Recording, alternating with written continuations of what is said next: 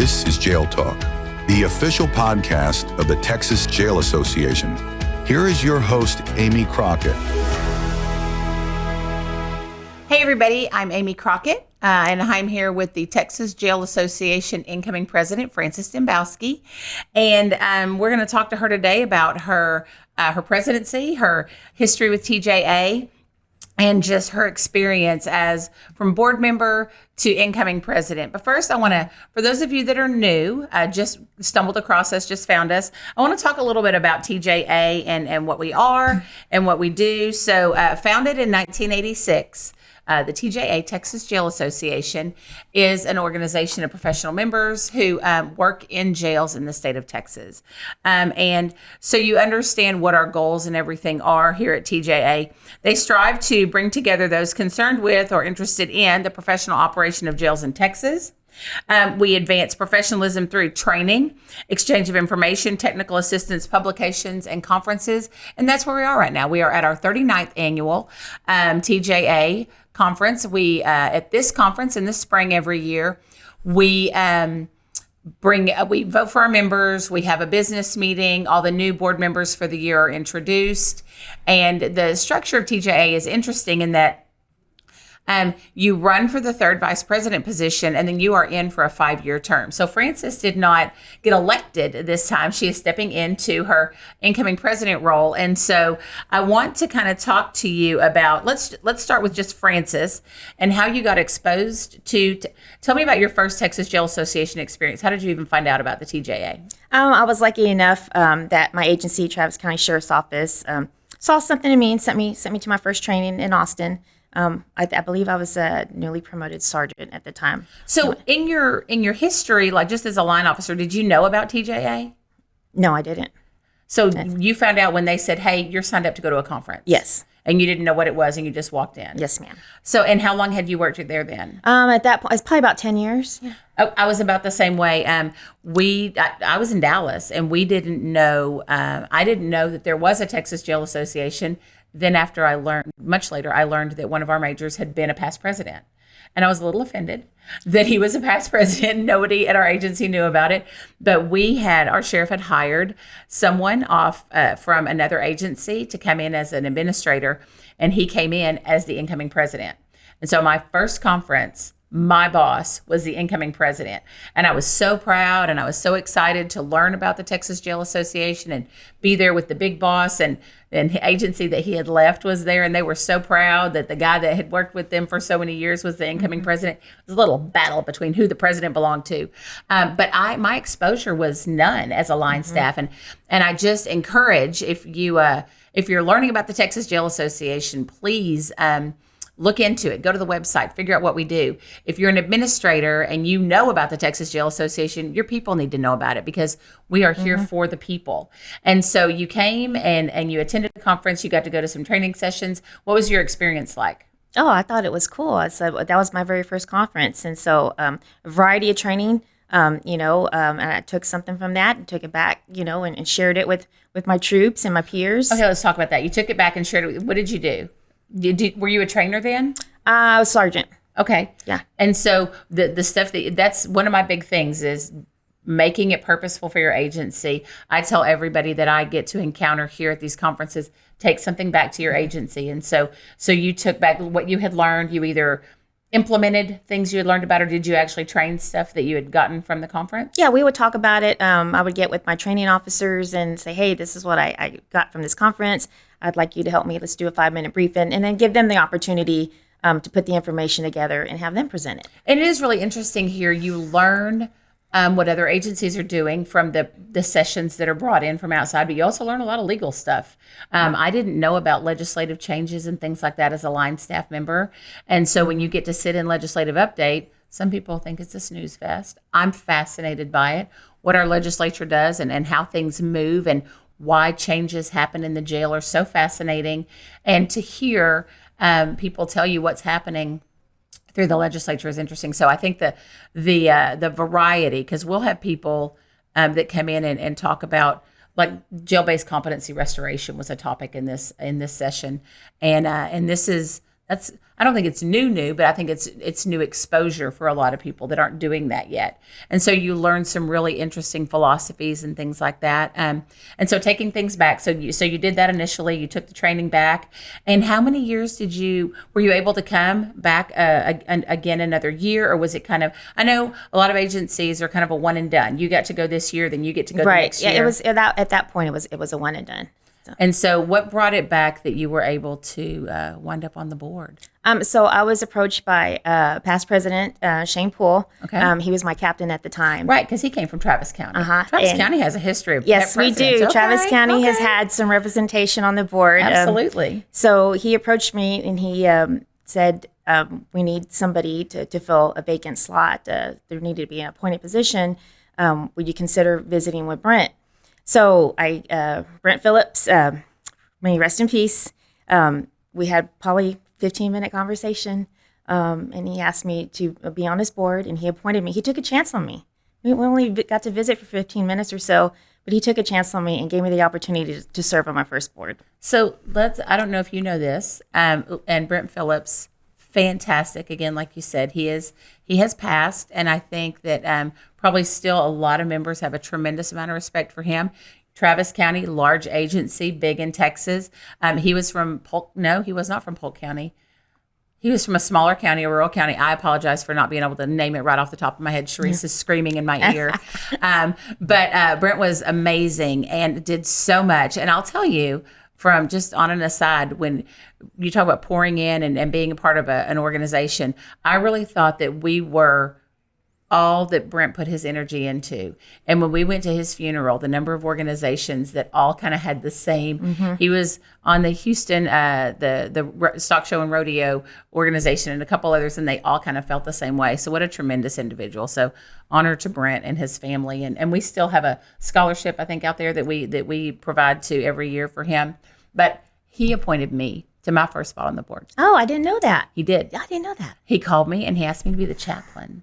Okay. And that was kind of a twofold thing. Not only did he ask me to be on the board, and I had gotten to know him at conferences and really thought a lot of him. So it means a lot when somebody asks you. Yeah. And then a position like chaplain, I was like, wow, okay, that's okay. But yeah, that's how I got in too. So that's right. Really interesting. You know, are our chaplain. That influence. So yeah, he appointed me to his board. Okay, so you're in a director position? I was in a director position. The year was up, and I was like, what do I do now? I was like, I fell in love with it. And I'm like, do I run or what do I do? And I was, in a pickle, kind of figuring out. And Todd Allen, past President Todd Allen, needed a position appointed. So he appointed me as a secretary.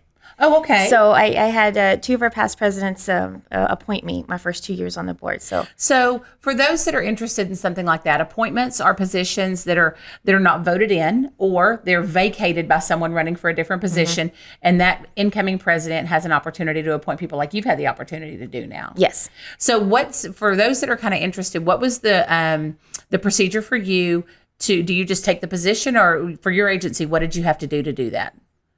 Oh, of course, you got to get the blessing from your sheriff. You have to get a letter of endorsement because it's a huge commitment. Right. It's a huge commitment, and your sheriff needs to endorse it. And once you get that endorsement, you're allowed to serve on the board. Absolutely. And so those appointed positions are just for those that are interested or kind of curious about it. You can't just sneak in and kind of run down wherever we have a meeting. We do need the endorsement of your supervisor or your sheriff for you to be on the board. So, okay. And then, so after the second, so you were secretary for a year. That's a task. That is, and that's a lot. That's, I think, one of the hardest jobs. It's a lot of responsibility. It is. It's a huge commitment. Any of the positions, it's a lot of responsibility and commitment. But the secretary, it's a lot of work. Mm-hmm. There's a lot of record keeping and keeping all that stuff up. So did you just do that for 1 year? Yeah, I did that for 1 year, and then I ran for the board. And you ran for third VP? I ran for director first go. Okay. I did my 3-year term there, and then I was kind of on the fence about running for third VP. I was like, I don't think I can do that. I'm not ready for that. So I ran for director again. Oh, okay. I believe I was in that spot maybe 1 or 2 years when I ran for third vice president. And so you mentioned this in another conversation that we had, but in all of this, you were also a presenter at a lot of sessions. You had a fitness piece that you presented at several conferences. Yeah, I had a wellness, and then how to prepare for a promotion. I just thought that was really interesting. My memory of Frances, or how I knew you at the beginning. Oh, she's the fitness lady. Very intimidating. She's the fitness lady. Oh, that's Frances. She does the fitness piece. Yeah, I am passionate about wellness and fitness, and so don't underestimate me. I can exceed standards in my physical fitness. So. That's awesome. You were influential then, even though you probably didn't realize it. But yeah, absolutely. So okay, and so then I kind of like I already talked about in the intro, the third VP is a commitment, and I think when you make that decision, there's got to be multiple conversations with family, with your agency, with yourself, probably with your with God. Yes. So how did that go for you to make that decision to run for third? So my husband, he also works at Travis County. He's always been my rock, my biggest supporter, my cheerleader, my daughters. I always wanted to set the example for them that they can do whatever they want. So that was the kind of thing that influenced me, that I can do this. My sheriff, obviously, Sheriff Hernandez, and my jail administrator, Major Raul Bonasco, is very supportive of these organizations and the training, and he's really been very supportive. So I'm very thankful to them, because without their support, none of this would be possible. That's absolutely true. Yeah, that support is important. Okay, and just for everybody that's kind of learning, so when you come in as a third vice president, each vice president has a role, and I think it's really interesting, and it's not an unusual structure of an organization, but you really do kind of learn all the ins and outs in each year in those vice president roles. So kind of take us through, if you remember the order, as third VP, and then third VP is what? What is their membership? Membership, yeah. And so your goal there is what? So, and how did that go for you? Okay, so we're the in that role, you're the third VP is the chair of the membership committee, and then you can appoint people. So that's where we talk about get on a committee. If you're interested in being with TJA, it's not a huge commitment, but it's a way to get your foot in the door. So by that, we ask the people on the committee to come up with ideas for membership, making phone calls, or they have connections in other agencies, to ask them to be part of the membership. So for those that don't know, membership is $30 a year. And as a member, everybody always asks, what do I get for being a member? And I really challenge my staff to own that and be a part of that. When you're writing a resume, when anyone's introducing you anywhere, that professional membership is for you. It's not for your agency.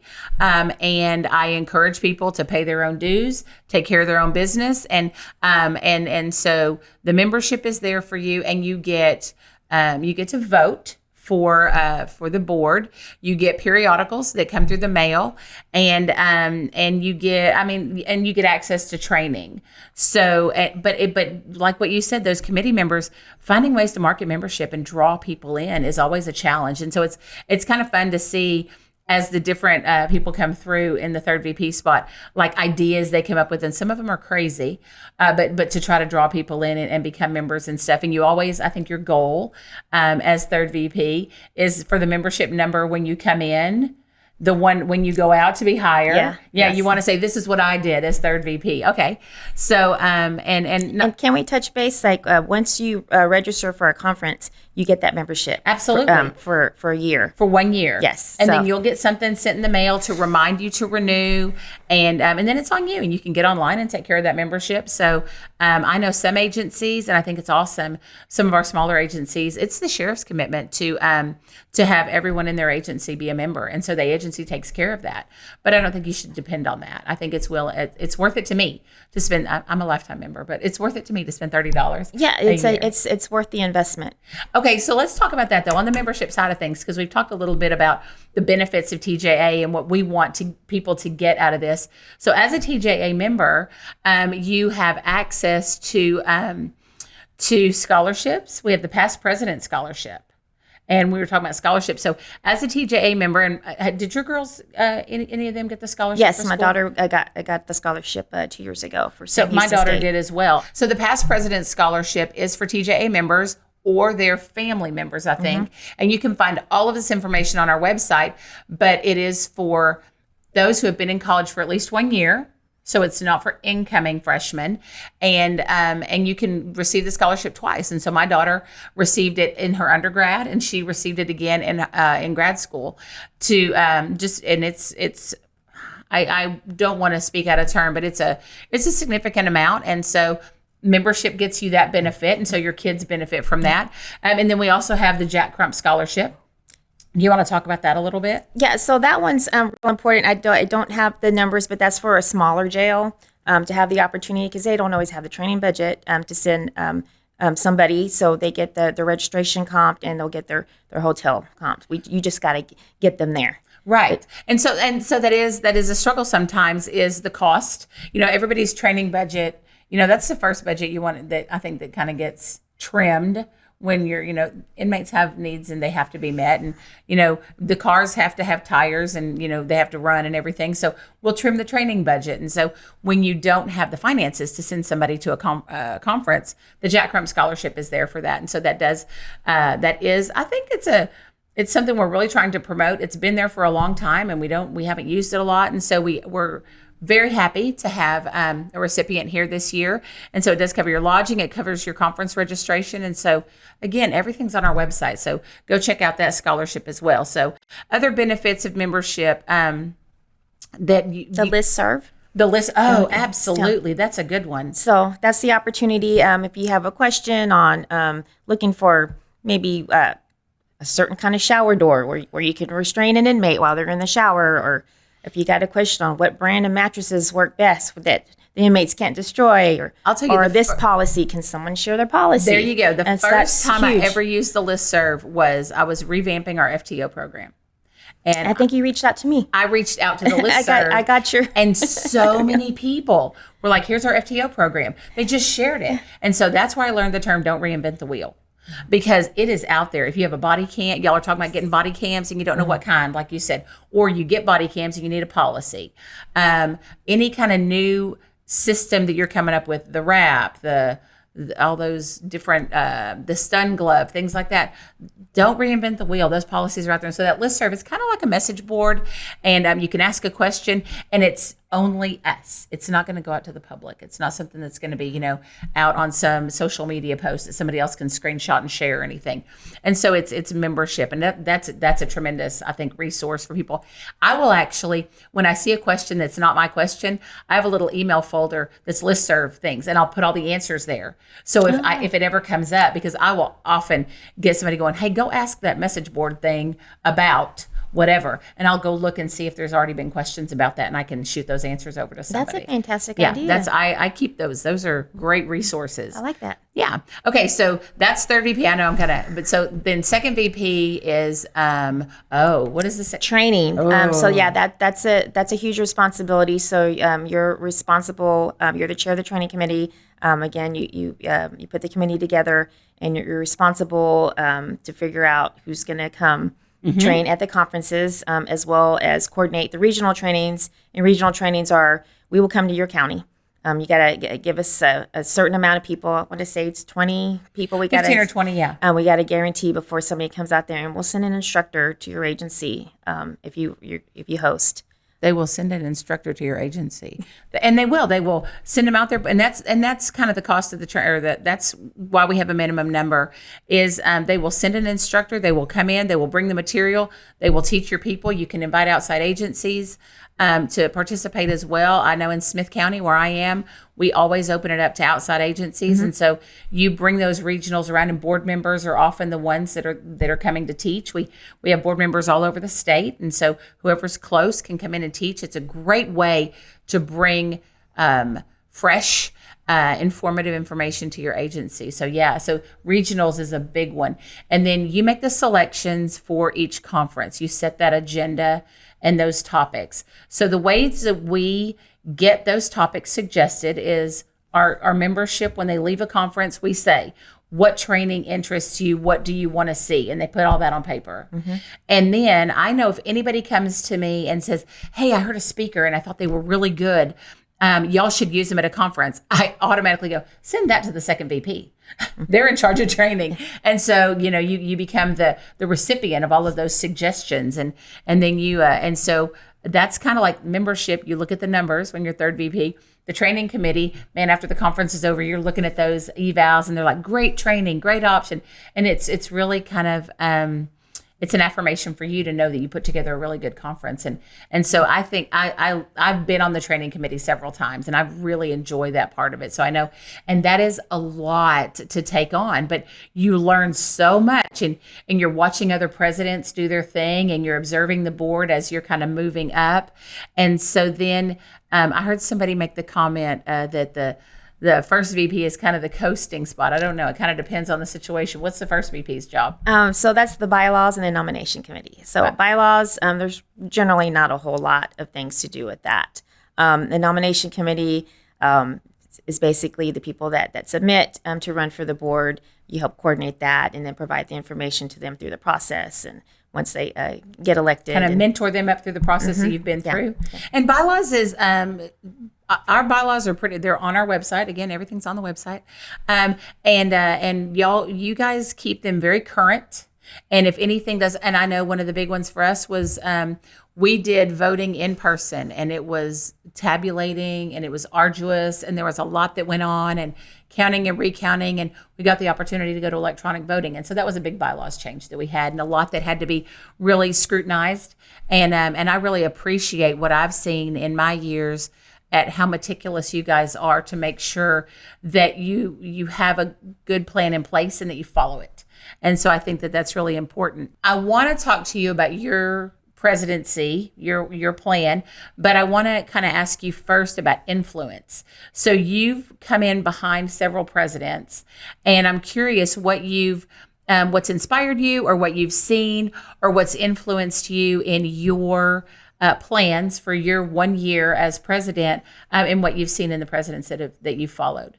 So several years coming to the conferences, I see that there's a need to have something more representative to our female staff, and so it's real important to me that there is something. Not everybody wants to play golf, or Right. do the fishing tournament that we do, which is great. It's a great fundraiser. It's a really good networking, but a lot of ladies aren't interested in that. Mm-hmm. So this angel came into my life, Serena Green. She's with one of our vendors, and she wanted to host a dinner. So it kind of started with that. She hosted a dinner. I went to her first dinner in Galveston, and then she said, "Let's do this at the big conference." But she goes, "I want to invite everybody." So the dinner was a little bit more intimate. She limits it to 25 people. She goes, "I want to do something grand." And so last year she did the first lady social event where she provided cocktails and snacks, and we had door prizes. Played a game where you get to know each other. Mm-hmm. So it's a networking opportunity for the ladies. And I think last year we had about 90 ladies attend, which is most of the female attendees at the conference, as well as this year. So we had it yesterday. Success. They were very thankful. I'm very thankful to Serena. She plans on doing it again next year. So that's important to me, that we have an outlet for the ladies. And that's something that was brought to my attention, that we need something exclusively for the ladies, because as women, things are different for us. They are. And we need to have a support system, and we need to know that it's okay that it's different for us. Absolutely. And it's interesting that when you gave the number, that's a big number to have at the reception, 90. But then when you say that was most of the women at the conference attended, and we have over 500 attendees. Exactly. That's very telling right there. And so I don't think it's, I saw gentlemen in there last night. We don't exclude men, but I mean, they were there. I saw a couple of cowboy hats and I was like, who are they? But on an aside, we also, not we TJA, but the Correctional Management Institute has a Women in Criminal Justice Conference. And that was probably my first exposure to something like that. And I was there as a presenter. And not to knock the guys. We don't want this, it's never been male bashing. It's more women uplifting. But the atmosphere is different when it is all women. And it's a little more freeing. You don't feel, I don't feel like I have to be as careful with some of what I say or as unbiased in everything. And so the first time I spoke at a women's conference, it was very comfortable. It was kind of a girl party is the vibe that I got. Yeah. And so I stood up and I was about to give a presentation that I'd given before at other conferences. But the perspective was just different. And so I think it's empowering and I think it's important. There's no doubt we're in a male-dominated field. But we have to do the exact same job. And so I think it's really, and especially, we've had a conversation recently with someone who works in a male, you have a female sheriff. I've worked for a female sheriff. And so we were talking to somebody from a more rural agency recently, and she was talking about her experience coming up through the ranks. And it's important that when you come here from your little county, big county, jail of 30 people or 300 or 3,000, that when you come here, you're inspired, you're fulfilled, you get your cup filled. And so if it's attending a class on retirement because you're close and you need to know, then get your cup filled there. But if you do work with a lot of guys in a really, where you have to have your guard up all the time, you can go to that reception last night and you can just sit down and the let your hair down. Yeah. It's really good for them. Yeah. And going throughout the room, I was making sure I was, ladies at the table. I'm like, how many of y'all are working together? How many agencies are here? To make sure that, there's 3 or 4 agencies right there mingling. And so there was a lot of phone numbers that were exchanged, emails Absolutely. exchanged. So that's the goal is, you got sisters throughout the state of Texas. Absolutely. That you can reach out to. Exactly. Just to support one another. And, we do kind of carry a dual role. And we've talked about this a lot, that we're carrying it at work and we're carrying it at home. And so if it's exchanging recipes or discussing policies, that we do have somebody that we can do that with. And I really appreciate that. So this is you coming in, you're president this year, and then you do have a term where you're immediate past president, but what you want to accomplish this year, your goals as the TJA president this year, what are those?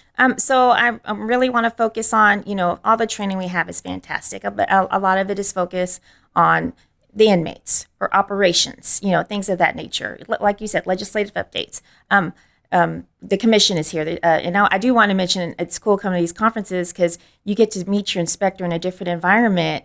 They're here at the conference. And so that kind of makes it more comforting when they come to inspect your jail because you got to meet with your inspector in this environment. So I think that's real important. But also, too, I want to focus on our staff because sometimes we do offer classes on wellness and things of that nature. But I want to focus on trauma-informed training. So we will have that presentation in Galveston because I want to make sure that we have stuff that we can give back to our staff. So focusing, there's everything about the jail, but there's the boots on the ground in the jail. And so that's kind of your focus is those individuals, because the training does kind of get broad sometimes, and it's all about. And I just think it's important that they know the resources that are out there, and every county has them, but if we can just present it to them and, that they recognize that it's there. And if it's only one person at that agency, like you said from your very first conference, if they can take something back and be an influence in their facility inside their 4 walls for the rest of the people there, that'll be fantastic. Yeah, and I plan on having my agency host a regional, some sort of training where we can do the trauma-informed training too, so people can come into my jail and see what we're doing. That's awesome. That's fantastic. I'm super excited for you and for what you've done for TJA and what you'll continue to do. Let's see. So as we're wrapping up, I just want to encourage you to go to the website, texasjailassociation.com. It is .com, just had to check. And then again, everything Francis was talking about with the female staff and the females in our membership. I hope, guys, if you hadn't thought about it, that you are considering the differences and how to work among them and work with them. And then ladies, I hope this inspired you to be a more active member if you are a member. And if you're not a member, to please consider joining and just being part of the TJA family. We would love to have you. So anything else as we close out? I just want to encourage, please get on a committee or run for the board. My goal was to have equality, equal amount of females as males through my going through the organization, and we're there. We have a lot of females. Our board is very diverse. We have a lot of females on the board. Yep. So it looks really good. Well, thank you so much for sitting down with me. I know this is a new experience for us, the podcast thing, and so I do appreciate your time, and I appreciate you guys Amy. tuning in. Thank you. This has been Jail Talk, the official podcast of the Texas Jail Association. To learn more about the Texas Jail Association, visit us at texasjailassociation.com.